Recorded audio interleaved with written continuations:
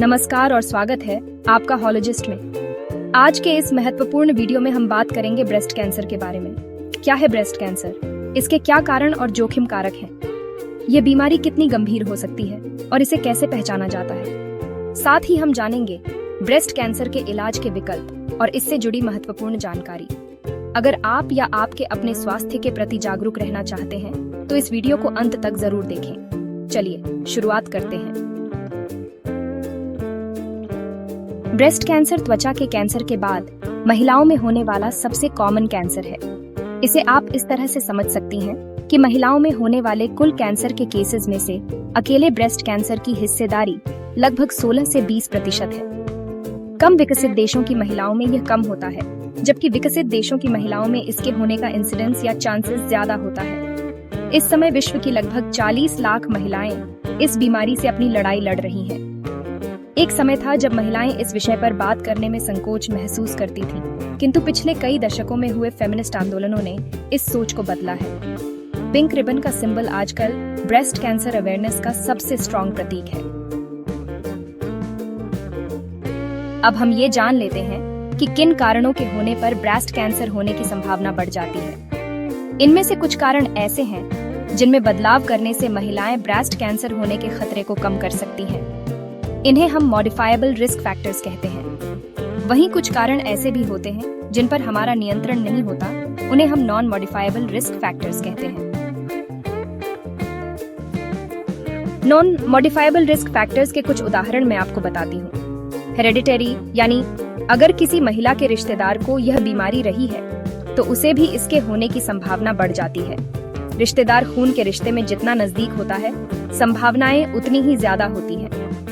महिलाओं के शरीर में कुछ जीन ऐसे होते हैं जिनमें म्यूटेशन हो जाने से भी ब्रेस्ट कैंसर का खतरा बढ़ जाता है। जिन महिलाओं के शरीर में ईस्ट्रोजन व प्रोजेस्टेरोन हार्मोन्स ज्यादा निकलते हैं, उनमें भी ब्रेस्ट कैंसर का रिस्क अधिक होता है। जिन महिलाओं के ब्रेस्ट टिश्यू डेंस यानी सघन होते हैं, उनमें नर्म ब्रेस्ट वाली महिलाओं की तुलना में इस बीमारी की संभावनाएं थोड़ी अधिक होती हैं। बढ़ती हुई उम्र के साथ साथ भी इस बीमारी का खतरा बढ़ता जाता है।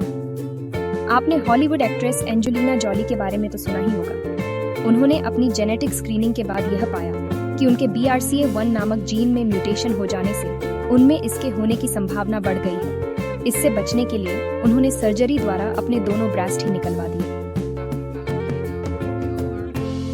जिन महिलाओं के बच्चे नहीं होते, उनमें ब्रेस्ट कैंसर होने का रिस्क ज्यादा होता है। जो महिलाएं शिशु को ब्रेस्ट फीडिंग नहीं करवाती, उनमें भी इसके होने की संभावनाएं अधिक होती हैं। मेनोपॉजल ट्रीटमेंट के लिए हार्मोन्स लेना ब्रेस्ट कैंसर के खतरे को बढ़ा देता है। मोटापा भी इस बीमारी का एक कारण है। आधुनिक लाइफस्टाइल में वो महिलाएं जो शिफ्ट्स में काम करती हैं तथा जिनके सोने का समय व घंटे निश्चित नहीं रहते, उनमें शरीर की बिगड़ी हुई बायोलॉजिकल क्लॉक ब्रेस्ट कैंसर को न्योता दे सकती है। रात्रि में डिनर लेट करना, अल्कोहल का सेवन व धूम्रपान आदि ब्रेस्ट कैंसर के खतरों को बढ़ा देते हैं। इनके अलावा पर्यावरण व खान पान का पॉल्यूशन व रेडिएशन से एक्सपोजर भी महत्वपूर्ण कारण है, जिनसे बचाव करके महिलाएं कुछ हद तक इस बीमारी से अपना बचाव कर सकती हैं। ब्रेस्ट में कहीं भी कोई गांठ होना, ब्रेस्ट या आर्मपिट में दर्द होना, दोनों ब्रेस्ट के साइज में फर्क आ जाना, निप्पल के साइज या शेप में फर्क आ जाना, एक निप्पल का अंदर की ओर धंस जाना, निप्पल से किसी तरह का डिस्चार्ज होने लगना, निप्पल के आसपास या ब्रेस्ट में अन्य जगह स्किन में परिवर्तन आना, जैसे स्किन का लाल हो जाना, उसमें सलवटें होना या संतरे के छिलके की तरह डिंपल्स होना, स्किन का पील ऑफ होना आदि ब्रेस्ट कैंसर के लक्षण हो सकते हैं। अगर ब्रेस्ट में किसी गांठ या अन्य परिवर्तनों का पता लगता है तो यह कंफर्म करना पड़ता कि यह कैंसर है या अन्य किसी तरह की गांठ, एलर्जी, इन्फेक्शन या कोई और बीमारी। इसे कंफर्म करने के लिए पहले मैमोग्राफी, सोनोग्राफी व MRI आदि जांचें की जाती है। फिर हिस्टोपैथोलॉजी जांच द्वारा फाइनल कंफर्मेशन किया जाता है, जिसके लिए टिश्यू की जरूरत होती है। टिश्यू का सैंपल FNAC टेक्निक द्वारा निकाला जाता है, जिसमें सोनोग्राफी या CT स्कैन मशीन की सहायता से सुई डालकर गांठ में से टिश्यू का सैंपल पैथोलॉजी की जांच के लिए निकला जाता है।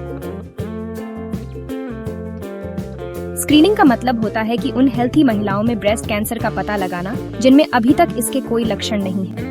स्क्रीनिंग द्वारा ब्रेस्ट कैंसर का पता शुरुआती अवस्था में ही लगाया जा सकता है, जिससे उसका इलाज जल्दी शुरू किया जा सके। स्क्रीनिंग के कुछ तरीकों में पहला और सबसे सिंपल है खुद अपने आप द्वारा ब्रेस्ट की किसी गांठ अथवा ब्रेस्ट में हुए अन्य परिवर्तनों का पता लगाना। यदि किसी प्रकार की शंका हो तो क्लिनिकल एग्जामिनेशन के लिए डॉक्टर की सहायता भी ली जा सकती है। दूसरा तरीका है मैमोग्राफी, जिसमें एक्स-रे की तकनीक द्वारा ब्रेस्ट की जांच की जाती है। तीसरा तरीका है सोनोग्राफी द्वारा ब्रेस्ट की जांच व चौथा तरीका है MRI द्वारा ब्रेस्ट की जांच।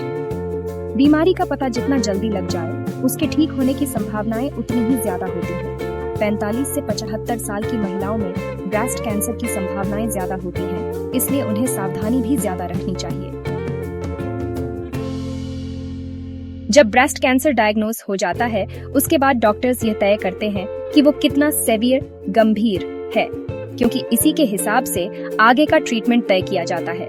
बायोप्सी टिश्यू की हिस्टोपैथोलॉजी जांच से ट्यूमर की ग्रेडिंग तय की जाती है, जो कि लो ग्रेड, इंटरमीडिएट व हाई ग्रेड हो सकती है, जबकि ट्यूमर की स्टेजिंग इस बात से तय की जाती है कि वो कितनी दूर तक फैला हुआ है। यह 0 से 4 तक हो सकती है। स्टेजिंग तय करने के लिए sonography, Connecticut scan, PET scan व बोन स्कैन आदि जांचों का सहारा लिया जाता है। ग्रेडिंग और स्टेजिंग के नंबरों को मिलाने से ब्रेस्ट कैंसर की गंभीरता का पता लगाया जाता है। ट्रीटमेंट के लिए सबसे पहले सर्जरी की जाती है। सर्जरी का एक्सटेंट यानी कि सर्जरी कितनी बड़ी होनी है, यह ब्रेस्ट कैंसर की स्टेजिंग पर निर्भर करता है। सर्जरी के बाद कीमोथेरेपी यानी कि कैंसर रोधक दवाएं व रेडियोथेरेपी यानी कि सिकाई शुरू की जाती है। वो कुछ हार्मोन्स की दवाएं भी शुरू की जा सकती हैं। कम स्टेज ऑफ ग्रेड वाले ब्रेस्ट कैंसर के दोबारा उभर आने की संभावनाएं कम होती हैं, जबकि ज्यादा स्टेज ऑफ ग्रेड वालों में रिकरेंस का खतरा ज्यादा होता है। एक बार पूरी तरह ठीक हो जाने पर ऑपरेशन में निकाले गए ब्रेस्ट या उसके हिस्से को प्लास्टिक सर्जरी द्वारा रिकंस्ट्रक्ट करवाया जा सकता है। एक बार ठीक होने पर महिलाओं को डॉक्टर्स की सलाह अनुसार लगातार फॉलो अप में रहना चाहिए। अगर आपको आज की यह जानकारी उपयोगी लगी हो तो वीडियो को लाइक करें और अपने दोस्तों व परिवार के साथ शेयर करें। स्वास्थ्य से जुड़ी ऐसी और महत्वपूर्ण जानकारियों के लिए हमारे चैनल हॉलोजिस्ट को सब्सक्राइब करना न भूलें। अगर आपके कोई सवाल हैं या आप किसी खास विषय पर वीडियो चाहते हैं तो कमेंट सेक्शन में हमें जरूर बताएं। याद रखें, समय पर जानकारी और सही कदम उठाना जिंदगी बचा सकता है। स्वस्थ रहें, जागरूक रहें। मिलते हैं अगले वीडियो में। तब तक के लिए धन्यवाद और नमस्कार।